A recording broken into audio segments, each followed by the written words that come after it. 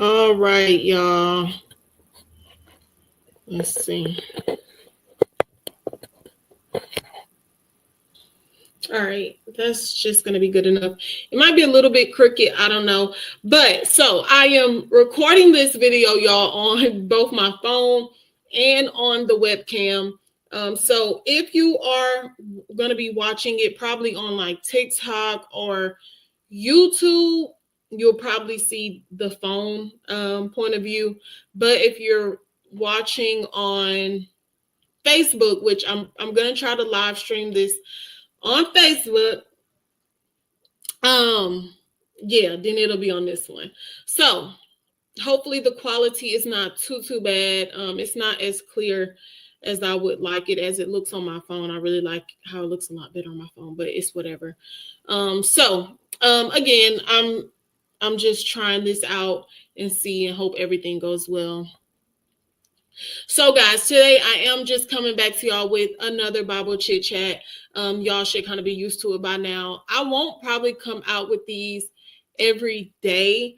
Just honestly, as the Lord gives me things to share, I will, come and share it with you guys. Some of y'all who have been following me know I have been doing these videos for probably over 3 years now. I just kind of slacked off a little bit on it, but I am trying to do better now. So if you do see me looking this way, it's because I'm at the webcam. If you see me looking this way, it's because I'm on my phone. If you see me looking this way, I'm looking at my monitor. So it's a lot going on. I just got to kind of get used to it, y'all. But that's not going to take away from the word that I want to bring y'all today. So today our topic is going to be, how are you stewarding your wilderness? That's the question that I want to pose to you. And that is the question that I want you to just mull over in your mind. How are you stewarding your wilderness? And so I want to start today in Psalm again. I won't be in Psalm forever, I promise. It's just where God has me at the moment. But yeah, we're going to be coming out of Psalm. I believe I've touched on this slightly before, but I just wanted to kind of go back over it again and really dig into it a little bit more. So we're going to be going to Psalm, and we're going to be in 63. So Psalm 63, and I am going to start at verse 1, and I am reading out of my New King James version.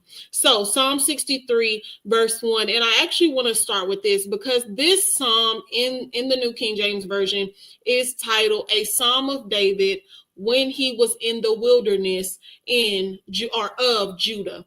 So a Psalm of David when he was in the wilderness of Judah.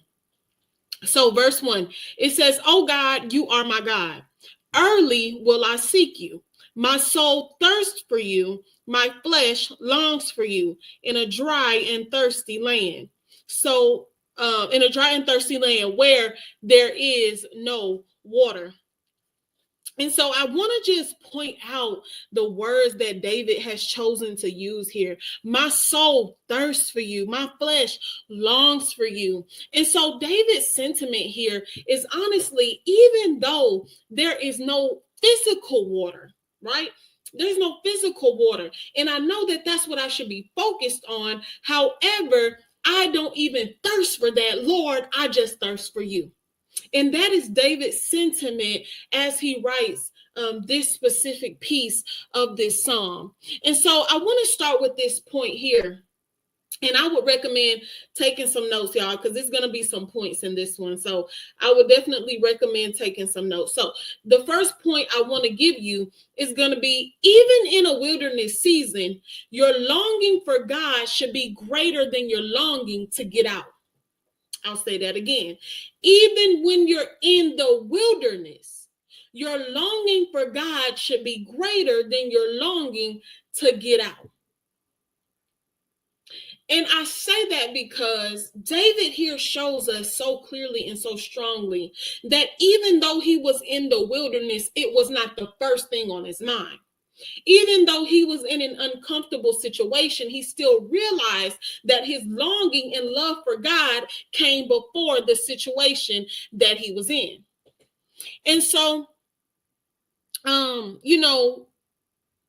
with that, this is going to be a separate point as well that I wanted to talk about also, because it almost seemed like him being in the wilderness woke up an extra thirst within him, and not a thirst for physical water like I said before, but a thirst for God. And it's almost like him being in the wilderness is what woke that up, right?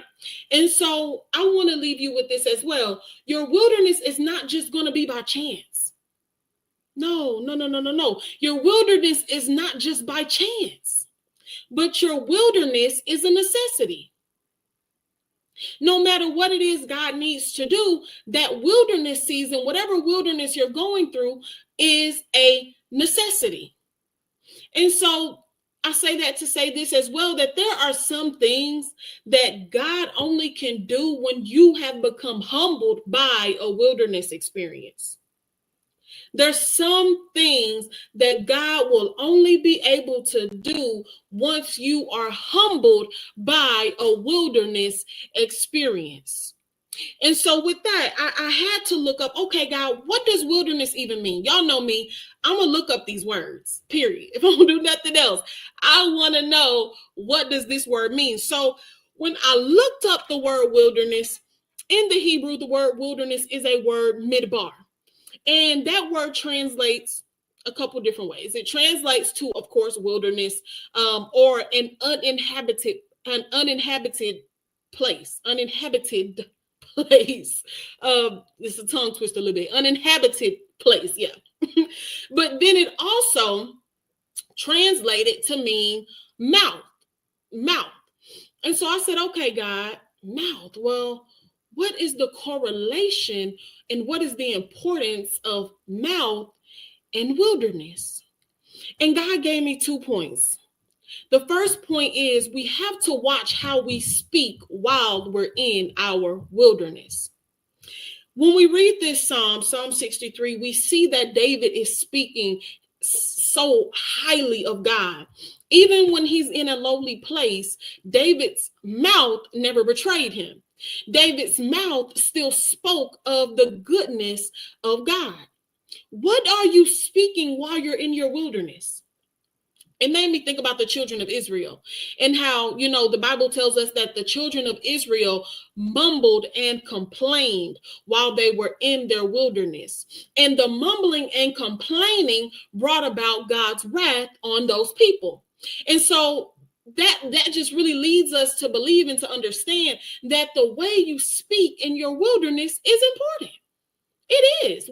How are you speaking while you're in your wilderness? What are you saying? What are you feeding? What are you giving from your mouth while you're in your wilderness? Now, I want us to turn with me to Revelation. We're going to turn to the book of Revelation, because this is where God took me as I was reading and as I was studying this. This is where God took me. He took me to Revelation 12 and verse 13 to show me as well how the mouth was in correlation with the wilderness. And so we're in Revelation chapter 12, and I want to go to verse 13. Now, we are going to be talking about a woman, and we're going to be talking about the serpent. Now, I want to just paint this picture first, right? Because I never want to bring scripture out of context. So when you look here in verse 12, when it talks about the woman, the child, the dragon, the woman here is in reference to the church and to the faithful followers and believers of Jesus Christ. That is who the woman refers to. Of course, the dragon is referring to Satan. And so it speaks about the church and the way that Satan will continuously try to persecute the faithful followers and believers of Christ. That is essentially what this chapter is speaking about. But I want to point this out because this is what God pointed out to me, and this is a revelation that he gave me here as well. And so God tells me, he said, chapter 12, verse 13, it says, now when the dragon saw that he had been cast to the earth, he persecuted the woman who gave birth to the male child. But the woman was given 2 wings of a great eagle, that she might fly into the wilderness to her place where she is nourished for a time and times and half a time from the presence of the serpent. Now, a couple things here. This is a lot to break down. It's a lot going on in this verse. It is. So I want to start with this, right? The wilderness, yeah, I'll say it like that. The wilderness as a whole, or wilderness experiences, are not going to be a one-off. Hold on, y'all. My husband calling me. Give me 1 second. I'm going to pause this real quick. All right, y'all. I'm back. So let me try to remember where I was at. Oh, yeah. A wilderness experience is not going to just be a one-off. It's not going to be more, I'll say more often than not, it's not going to just be a one-time thing. It says here that the woman was given wings that she might fly into the wilderness. And so that lets us know that the wings were given to her for the purpose of flying into the wilderness, which means that there's something in the wilderness that God has that is mandated for you there. There's something there that God specifically has for you. But not only that, it says that where she is nourished for a time and times and half a time. Your wilderness may be 40 years. Your wilderness may be 20 years. Your wilderness may be 5 years. You never know, right? But this lets us know that a wilderness season can happen multiple times. We can say for us throughout our life. It's not going to just be a one-off situation. And then I want to talk about this as well. It says that where she is nourished for a time and times and half a time from the presence of the serpent. Your wilderness, a lot of times, is a time of hiding. And God will strategically hide you in the wilderness because there's sometimes there are some things that he only can work on within you uninterrupted. So he needs to remove you from the open. He needs to remove you from the public so that Satan cannot see you, so that distractions cannot get to you, so that he can work a thing in you uninterrupted. Now, I said all that. That was kind of just a side note, but I wanted to point out as well, because I was saying earlier that there were 2 points, that God gave me as far as the mouth and how the mouth is associated with the wilderness. Because remember, the word wilderness is Hebrew midbar, which means wilderness, uninhabited place, and mouth. And so the second point here, and if you're taking notes, I do want you to take this down. The second point here was told to us in this verse as well. It says the woman was given 2 wings of a great eagle that she might fly into the wilderness to her place where she is nourished. I want you to write this down. Your wilderness is a place of nourishment. And it's not going to just be physical nourishment, but it's going to be a spiritual nourishment. Again, it makes me think of the children of Israel and how God blessed the children of Israel with manna. And of course, yes, the manna was for their physical nourishment, but spiritually, right? Spiritually, the manna was placed so that the children of Israel could understand that the same God who led them into the wilderness would take care of them while they were there. The nourishment, right? The nourishment in the wilderness is essential. It's so essential, y'all, for increasing your faith in God. I'll say that again. The nourishment that you receive in the wilderness is essential for increasing your trust in God. The nourishment that God is, the nourishment is essentially God showing you that no matter what the wilderness might look like, I brought you here and I got you. I got you, right? It's him showing you that he got you while he's got you there. While he's got you there in the wilderness is what he's showing you. And man, that is so good, right? Isn't that so good? Wilderness is midbar, translates to mouth. Because the wilderness is a place where God takes you to nourish you.